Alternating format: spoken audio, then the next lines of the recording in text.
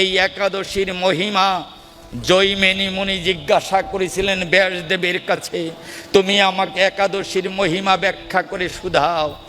আপনাদের কাছে বলি, যারা গিয়েছেন আজকে জগন্নাথ দেব যে উড়িষ্যার পুরীধামে আপনার গমন করেছে, সেইখানে যারা গিয়েছেন তারা দেখবেন এই উড়িষ্যার পুরীধামে কখনো একাদশী হয় না। পৃথিবীতে একটা মাত্র জায়গা যেখানে কোনোদিন একাদশী পালন হয় না। কেন? একাদশী ওই দিনে আপনার ওইখানে স্বয়ং প্রভু বসে আছে, প্রভুর প্রসাদী মহাপ্রসাদ, এই প্রসাদে কখনো একাদশী ভঙ্গ হয় না। প্রভু গ্রহণ করেন বিধায় ওই প্রসাদ জীব গ্রহণ করলে একাদশী ভঙ্গ হয় না। 56 প্রকারের আপনার ভোগ প্রদান করা হয় আপনার জগন্নাথ দেবকে। বিশ্বাস না হলে আমি দেখেছি, আপনারা দেখে আসবেন, একটা একটা করে 7টা হাঁড়িতে আপনার প্রসাদ দেওয়া হয়। আপনার কোনো প্রকার আপনার বিদ্যুতের আপনার জালে নয়, কোনো প্রকার কারেন্টের জালে নয়, একেবারে কাষ্ঠ দিয়ে আপনার সেই হাঁড়িগুলোর নিচে যখন অগ্নি দাউ দাউ করে প্রজ্বলিত হলো, বিজ্ঞান মতে তো নিচের হাঁড়ির প্রসাদটা আগে হবার কথা, গিয়ে দেখবেন উপরের হাঁড়ির প্রসাদটা আগে হয়ে যায়। কেন? অর্থাৎ ওই আপনার প্রসাদ স্বয়ং মাতা জগৎলক্ষ্মী এখনো আপনার রন্ধন করে থাকেন বিধায়, সেই কারণে আপনার ওখানে কোনো একাদশী পালন হয় না। প্রভুও যাহা একাদশীও তাহা। প্রভু আপনার ওখানে বসে আছে সুভদ্রা জলদেবকে নিয়ে বিধায়, সেই কারণে ওখানে একাদশী পালন হয় না। আপনাদের কাছে শুধাতে চাই, জৈমিনী বলেছিল প্রভু গুরুদেব আপনি আমাকে একাদশীর মাহাত্ম্য বর্ণনা করে শুধান। বলেছিল একাদশী একমাত্র পরম প্রভু ছাড়া, একমাত্র পরব্রহ্ম ছাড়া, একমাত্র সেই পুরুষ ছাড়া আর কেউ জানে না, জগতের কেউ সম্যক রূপে জানে না। আমি যতটুকু জানি তোমাকে আমি ব্যাখ্যা করে শোনাতে পারি। ব্যাসদেব বলেছিল ডেকে, এই জগৎ সংসার যখন সৃষ্টি হলো, মায়া ছাড়া সৃষ্টি হয় না বিধায় মায়াকে সম্পৃক্ত করে জগৎ যখন সৃষ্টি হলো, তখন পাপ আর পুণ্য এই দুটো ধারা প্রবাহিত হয়। ওই পাপের একটি রাজ্য, পুণ্যের একটি রাজ্য, এই দুইটি স্থান নিরূপণ হলো। যারা এই জগতে পাপ করবে তাদেরকে নরকে গমন করতে হবে, আর যারা ভগবানের আরাধনা করে পুণ্য সঞ্চয় করবে তারা ওই পুণ্যের স্থানে স্বর্গে নিপতিত হবে।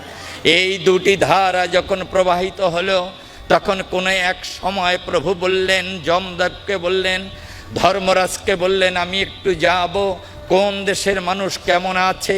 যখন আপনার গিয়েছিল, আপনার জমপুরীতে গিয়েছিল, তখন দেখতে পায় মানুষকে আপনার পিটাচ্ছে, মারতেছে, কাতরাচ্ছে, মানুষ বড় যন্ত্রণায় কাতর হচ্ছে, চোখের জলে বক্ষ প্লাবিত হয়ে যায়।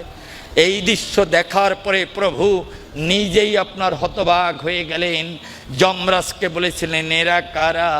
বলেছিল এরা মহাপাপীরা, এরা মহাপাপীরা, তাই এদেরকে এমনিভাবে কষ্ট দেয়া হচ্ছে, বেত্রাঘাত করা হচ্ছে, এদের অগ্নি সংযোগ করে পোড়ানো হচ্ছে। প্রভু বললেন এত কষ্টের ভিতরে এরা জীবন কাটায়। তখন আপনার প্রভু দেখে ক্লান্ত শরীরে বিষণ্ণ বদনে যখন আপনার যাত্রা করেছে, পিছন দিক থেকে পাপীরা ডেকে বলেছে প্রভু আমাদের কথা নেবে, যাবার আগে তুমি আমাদের কথা শুনে যাও প্রভু। বলেছে কে বলো? বলেছে প্রভু তুমি নিজের মুখে বলেছ দর্শন পর্শনে শ্রবণে নাকি জীবের মুক্তি হয়। আমরা তোমাকে দেখলাম, এই ভুবন মোহন রূপ আপনারা দর্শন করলাম, এতে কি আমাদের পাপ ক্ষয় হবে না? তোমার মুখের বাণী আমরা শ্রবণ করলাম, এতে কি আমাদের পাপ ক্ষয় হবে না?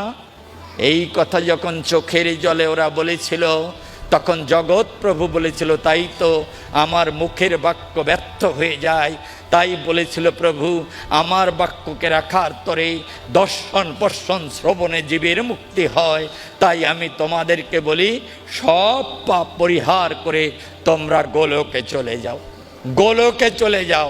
পাপীরা আপনার এই প্রভুকে দেখে হরি হরি বলে, হরি হরি বলে গোলকে চলে গেল, হরি হরি বলে গোলক মাঝারে চলে গেল আপনার সমস্ত পাপীরা। এখন আপনার পাপালয় জমপুরী শূন্য হলো, কৃষ্ণ নামে সব উদ্ধার পেল। এখন আপনার ওই পাপ বলেছে ডেকে, ও প্রভু তুমি সকলকে তো উদ্ধার করে নিলে, তা আমাকে তো ওদের মধ্যে থাকতে দিয়েছিলে, তা আমি এখন যাব কোন জায়গায়, আমার অবস্থান কোথায় হবে? তুমি পাপীদের নিয়ে গেলে, তাহলে কার উপরে আমি ভর করে থাকব? তখন নাকি প্রভু বলেছিল, তুমি আমার কথা নেবে, এই একাদশীর দিনে ওই পঞ্চশস্যের ভিতরে গিয়ে লুকাবে। এই একাদশীর দিনে যারা ওই পঞ্চশস্য ভক্ষণ করবে, তাদের এই পাপে পাপী হয়ে নরকে গমন করতে হবে। এই কারণে আপনার এই 5টা শস্য নয়, এই 5টা শস্যের গুণে গুণান্বিত কোনো শস্য খাওয়া যায় না। আমি বলেছি, কেন আপনার এই ভাগবত আসর দিলেন মহানামের আগে, কেন আপনার নাম যজ্ঞের আগে ভাগবত সভা দিতে হয়? এই মহাতত্ত্ব পরম পুরুষ আপনার পরব্রহ্ম বলেছিল ব্রহ্মার কাছে, ব্রহ্মা বলেছিল নারদের কাছে, নারদ বলেছিল শিব ঠাকুরের কাছে, ব্রহ্মার কাছে বলেছিল পরম প্রভু বলেছিল, যত্র ভবেৎ পুণ্যং শাস্ত্রং ভাগবতং কলৌ, যত্র ভবেৎ পুণ্যং শাস্ত্রং ভাগবতং কলৌ, তত্র তত্র সদৈবাহং ভবামি ত্রিদশৈ সহ। অর্থাৎ কলিকালে যেখানে যেখানে ভাগবত পাঠ হবে, কলিকালে যেখানে যেখানে ভাগবত উপস্থিত থাকবে, আমি সমস্ত দেবতাদের নিয়ে সেই মহাপ্রসাদ গ্রহণ করার জন্য আমি সেই আসরে উপস্থিত হব। মহাপ্রসাদ ধন্য হবে, কলিযুগ উদ্ধার পাবে। তাই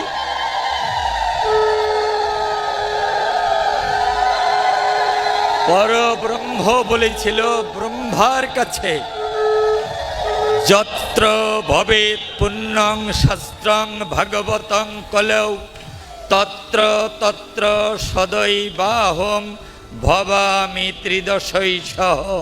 কলিকালে যেখানে যেখানে ভাগবত পাঠ হবে, আমি সমস্ত দেবতাদের নিয়ে সেই স্থানে উপস্থিত থাকব। আমি আপনাদের কাছে নিবেদন জানাতে চাই, অনেকে আছেন আমি দেখেছি এই গোপালগঞ্জের মধ্যে, গোপালগঞ্জের বাইরেও আপনার যেখানে যেখানে নামযজ্ঞ হয় সেই জায়গায়, অনেক জায়গায় দেখবেন একটা কুণ্ডলী করেন আপনারা, দাউ দাউ করে অগ্নি প্রজ্বলিত হয়। আপনার সেইখানে ঘৃত মধু চন্দন দিয়ে অগ্নি প্রজ্বলিত হয় দেখবেন। সেখানে একজন মানুষ আসে, একটু জটা জুটোধারী, অর্ধবস্ত্র পরিহিত অবস্থায়, উনি একটা কলকে নিয়ে এসে সেখানে দেখি গাজার আসর মিলায়। কোথায় শুনেছেন?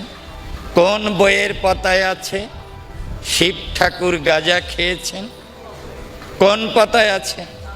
যারা যারা গণেশ পাগলের নামে গাজা খান, ওই কদমবাড়ির মেলায় নাকি অনেক গাজা বিক্রি হয় আমি শুনেছি। কোন জায়গায় গণেশ পাগল গাজা খেয়েছেন বলেন? গণেশ পাগলের থেকে নিভৃত কোনো ব্যক্তির নাম বলতে পারবেন কিনা সন্দেহ আছে। গণেশ পাগল বসে বসে গুটি গুটি করে কয়েকটা টোপলা বানাতেন, সেই টোপলা ছুঁড়ে ছুঁড়ে নিজের মধ্যের কামনা বাসনা রহিত করতেন। আর সেই গণেশ পাগলের নামে মোড়ে মোড়ে আপনারা গাঁজা খাওয়া শুরু করে দিয়েছেন। শিব ঠাকুরের নামে গাঁজা খান। একটা কথা মনে রাখবেন, শিবের থেকে বড় বৈষ্ণব এখনো পৃথিবীতে আসে নাই। এই পৃথিবী এখনো শিবের থেকে বড় বৈষ্ণবের মুখ দর্শন করে নাই। সেই শিব ঠাকুরের নামে যারা গাঁজা খান, সিদ্ধ পুরুষ বলে। শিব ঠাকুরকে বলা হয় সিদ্ধ পুরুষ। আপনারা সিদ্ধি বানাই দিয়েছেন। পূর্বকালে আপনার যদি কেউ পাঠা খেত, জানেন, ওদেরকে পাঠার গোষ্ঠী বলতো, পাঠা খাওয়া গোষ্ঠী বলতো। একটা ছেলের পাঠা খেতে ইচ্ছা করতেছে, এখনো মনে মনে ভাবতেছে যদি কোনো কারণে পাঠা খাই কেটে, তাহলে তো পাঠা খাওয়া গোষ্ঠী কবে। কি করা যায়, না খেলেও নয়, আবার খেলে পারে তো গোষ্ঠীর জাত যায়। তাহলে একটা কাজ করি, একটা কালী পূজা যদি করি আর তার দুয়ারে যদি একটা পাঠা বলি দিই, তাহলে ওটা প্রসাদ হয়ে যাবে, খেলে আর কিছু বলবে না। হ্যাঁ, মূল উদ্দেশ্য হলো পাঠা খাওয়া, আর নমিনাল হলো মায়ের পূজা। এখন শিব ঠাকুরের যদি দোহাই না দেন, তাহলে গাঁজা খাবেন কি করে বলেন? আপনাদের কাছে শুধাতে চাই, এই যে বলেছি এই মহানাম যে জগতে হলো, এটা শিবের কৃপায়। হরে কৃষ্ণ রাম কলি শান্ত উপনিষদে আছে, দেখেন কলি শান্ত উপনিষদের পাতায় আছে। এই নাম যখন শিব ঠাকুরের কাছ থেকে আসে, তখন যে নাম আপনারা নিচ্ছেন এইভাবে ছিল না, এইভাবে ছিল না। এই নাম যখন জগতে আসে, সর্বপ্রথমে ছিল হরে রাম রাম রাম হরে হরে, হরে কৃষ্ণ কৃষ্ণ কৃষ্ণ হরে হরে। এটা ঘুরালেন কে? এটা ঘুরালেন চৈতন্য মহাপ্রভু। আপনার এই নাম শিবের কাছে ছিল। অদ্বৈত গোসাই আপনার শিবের কাছ থেকে সেই নাম চেয়ে এনে প্রভুকে বলেছিলেন, প্রভু তুমি এসো না জগতের গায়, কলির পাপাহত জীবকে উদ্ধার করতে হবে এই মহানামের মহিমা দিয়ে, তাই তোমাকে আসতে হবে ধরায়। অদ্বৈত গোসাই প্রতিদিন তুলসীর পাতায় কৃষ্ণ কৃষ্ণ কৃষ্ণ লিখে ভাসিয়ে দিত গঙ্গার জলে। ওই আপনার তুলসীর পাতায় কৃষ্ণ নাম লেখা তুলসীর পাতা ভাটিতে না যায়, উজানে ধায়। আপনার কৃষ্ণ নাম কখনো এদিকে ছাড়া ওদিকে যায় না, যায় না। এটা নামের শতসিদ্ধ স্বভাব, এটা নামের শতসিদ্ধ স্বভাব, ওটা উদ্যোগামী ধায়। তাই আপনার ওই বক্ষে, গঙ্গার বক্ষে কৃষ্ণ নাম লেখা তুলসীর পাতা ভাটিতে না গিয়ে উজানে ধায়। মাতা শচী দেবী যখন স্নান করতে আসত, নিত্য স্নান করতে আসলে পরে কৃষ্ণ নাম লেখা তুলসীর পাতা 7 বার মাকে প্রদক্ষিণ করে তার নাভি মূলে স্পর্শিত হতো।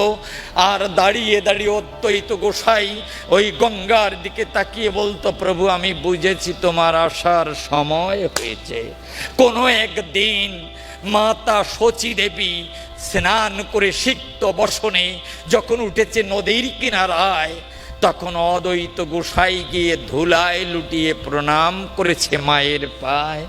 ধুলায় লুটিয়ে প্রণাম করলে পরে মা তখন আপনার হতবিহ্বল হয়ে বলেছে, অপ্রস্তুত হয়ে মা বলেছে, এ কি করলে? তুমি আমার থেকে 19 বছরের বড় বয়সী, তুমি আমার গুরুজন, কেন তুমি আমার পায়ে প্রণাম করলে অনুক্ষণ? অদ্বৈত গোসাই আপনার জোড়হাত করে মাকে নিবেদন করে বলেছিল, ও মা তুমি আমার কথা নেবে? ও মা আমি তোমাকে প্রণাম করি নাই, তোমার মধ্য দিয়ে আসতেছে জগতের হরি এই মহানাম বিলাবার তরে। ও মা তাই তুমি আমার প্রণাম নেবে, আমার প্রণাম আমার গোবিন্দ চরণে দেবে। ও মা আমার প্রণাম তুমি গোবিন্দ চরণে দেবে, গোবিন্দ চরণে দেবে মা।